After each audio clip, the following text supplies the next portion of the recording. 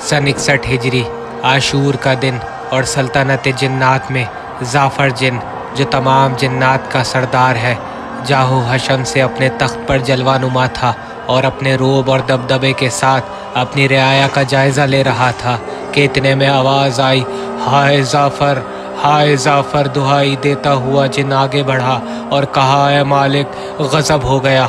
जाफ़र ने कहा, कैसा गज़ब? जिन ने हाथ को जोड़ते हुए कहा, मालिक, जान की अमान चाहता हूँ।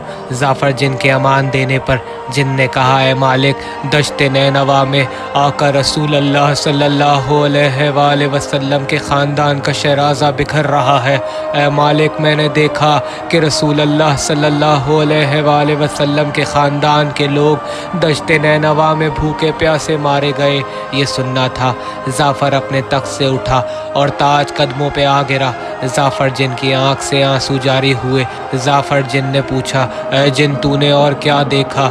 जिन ने कहा, मालिक, मैंने देखा कि रसूल के नवासे हुसैन तन्हा हो गए और इन्हें मारने के लिए लाखों तलवारें बेनायाम हो गईं। ऐ मालिक, बस अब कुछ देर में हुसैन भी दश्त नैनवा में मारे जाएंगे। अलमुख्तसर ये कि सल्तनत जिन्नात में कोहराम मच गया और जाफ़र ने अपने लश्कर से कहा, जल्द अज जल्द दश्त नैनवा की जानिब कूच करो। जाफ़र अपने कबीले के साथ दश्त नैनवा की जानिब रवाना हुआ।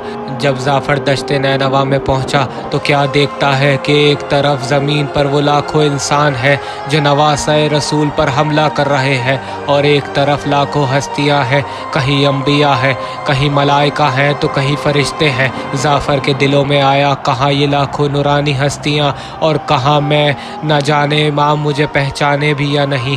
जाफ़र का ये सोचना था कि आवाज़ आई, ऐ जाफ़र, तुझे तेरे आका हुसैन ने बुलाया है। जाफ़र इमाम के पास पहुंचता है और हाथों को जोड़कर कहता है, ऐ मेरे आका, आप पर आपका ये ग़ुलाम कुर्बान हो। ऐ मेरे आका, दश्त में आके आपका ये क्या हाल हो गया? आका, मुझे जंग करने की इजाज़त दीजिए, आँख झपकने से पहले जंग का नक्शा पलट दूंगा। इमाम कहते हैं, जाफ़र, मैं तुम्हें जंग करने की इजाज़त नहीं दूंगा। ऐ जाफ़र, तुम जिन हो और ये जंग जिन्नात की नहीं। ऐ जाफ़र, ये मेरे नाना की उम्मत है, मैं इनकी भलाई चाहता हूँ। ऐ जाफ़र, अब तेरा आका जीना नहीं चाहता। ऐ जाफ़र, वो देख मेरे भाई अब्बास के बुरीदा बाजू। ऐ जाफ़र, मेरे बेटे अली अकबर का लाशा देखो। ऐ जाफ़र, मेरे अली अकबर के सीने में कलेजा नहीं रहा बल्कि बर्ची का फल अड़ा हुआ है। ऐ जाफ़र, मेरे 6 महीने के अली असगर के गले को देखो।